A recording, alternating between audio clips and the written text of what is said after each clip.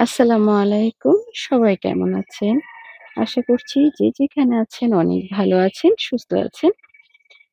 সামনে বর্ষার সিজন আসছে। আমাদের মরিচ গাছগুলো নিয়ে কিন্তু খুব টেনশন। আমার ছাদ বাগানে এই মুহূর্তে মরিচ গাছের প্রস্তুতি প্লাস কি মরিচ আছে আজকে আপনাদের সাথে শেয়ার করব। এই মুহূর্তে আমার বাগানে এই যে জেলি বিন মরিচ এটা আছে। কেউ বলে থাকে এটা চেরি মরিচ, আবার কেউ বলে জেলি বিন। যেটাই হোক আমার বাগানে এটা আছে। আ মরিচের অবস্থা দেখলে বুঝতে পারবেন কি পরিমাণে মরিচ আছে। এতদিন তো অনেকগুলো ভিডিও শেয়ার করেছিলাম, শর্ট ভিডিও ছোট আকারে বা ছবি শেয়ার করেছিলাম। সেতে কিছু কাঁচা, কিছু পাকা ছিল। এখন কিন্তু সবগুলো মরিচই কিন্তু পেকে গিয়েছে। ২-১ টা ছাড়া দেখা যায় প্রায় মরিচগুলোই কিন্তু পেকে গিয়েছে। একটা ছোট গাছ আমি দূর থেকে দেখাই। এইটা মরিচ গাছ। এই মরিচ গাছটা খুব খাটো হয়। বেশি একটা বড় হয় না। তবে মরিচের মাত্রা দেখলে বুঝতে পারবেন যে কি পরিমাণে মরিচ হয়।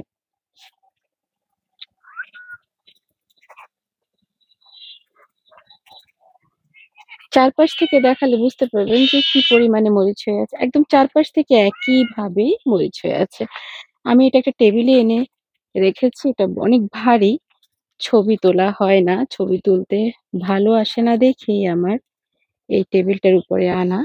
মাশাআল্লাহ দেখুন কি পরিমাণে মরিচ হয়ে আছে। আপনারা ছাদ বাগানি করতে চাইলে এই চেরি মরিচ বা জেলিবিন মরিচ চাপে সংগ্রহ রাখতে পারেন।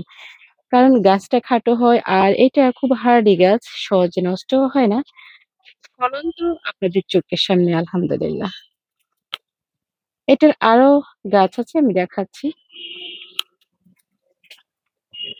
সরাসরি দেখাই। এই যে এটা একটা গাছ আছে এখান থেকে বেশ কিছু মরিচ সংগ্রহ করেছি, আরো আছে। তারপরে পাতা ফেলে দেওয়ার পর এটা কিন্তু এখন এইরকম অবস্থানে আছে। এটা জিপলক ব্যাগের মধ্যে করা। গাছটা দেখুন কতটা হেলদি গাছ, খুব ঝোপালো গাছ। এইটা সবগুলো পাতা ফেলে দিয়ে মরিচ সংগ্রহ করেছিলাম। সবগুলো পাতা ফেলে দিয়ে তারপর আমি আবার কিন্তু ইমিটাপ আর বার্টিমেক ২ টা মিক্স করে স্প্রে করেছি। করার পর কিন্তু নতুন পাতা আসছে, সাথে কিন্তু মরিচও আসতেছে আর প্রচুর ফুল আসছে। সেম গাছ আরেকটা। এইটা কিন্তু আমি বালতিতে করেছিলাম। এইটার গাছ দেখুন কি সাইজ! মাশাআল্লাহ একদম ঝোপালো বটগাছের মতো। আর ভেতরে কিন্তু অনেক মরিচ আছে। ওই গাছটাতে যেমন পাতা ফেলে দিয়েছি প্রায়, শুধু উপরের পাতাগুলো রেখেছি যার কারণে মরিচগুলো বুজা যাচ্ছে। এটাতেই বুজা যাচ্ছে না কারণ এটাতেই প্রচুর পাতা আছে। এই পাতাগুলো নতুন হয়েছে আমি ফেলতে চাচ্ছিলাম না। সেজন্য রেখে দিয়েছি। জেলি বিন মরিচ আপনারা চাইলেই ছাদ বাগানে করতে পারেন। এতে করে অন্ততপক্ষে আপনাদের শখও পূরণ হবে।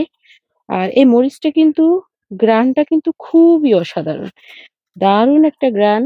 আর এটা যেমন হলুদ কালারের হয়, যত বেশি পাকবে অত একটু সাদাটে কালার হয়ে যায়। একটু সাদা হলুদ টাইপের হয়ে যায়। তবে ১ম অবস্থায় খুব সুন্দর গাঢ় একটা কালার থাকে এইরকম। সাইজও কিন্তু মোটামুটি ভালো হয়। যারা মরিচ সংগ্রহে রাখতে চান, জেলি বিন মরিচ বা চেরি মরিচটা কিন্তু রাখতে পারেন। এইটা সর্বপ্রথমের জেলি বিন মরিচ গাছটা, এটার বয়স ২.৫ বছর হলো। গোড়াতে অনেকগুলো চারা হয়েছে। তবে এই গাছটা আমি ফেলিনি, ছাঁটাইও করিনি। এখনো কিন্তু মরিচ ধরতেছে, সাইজে ছোট হয়ে গিয়েছে।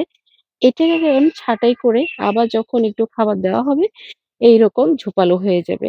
কারণ এই গাছটা আসলেই খুব লক্ষ্মী একটা গাছ।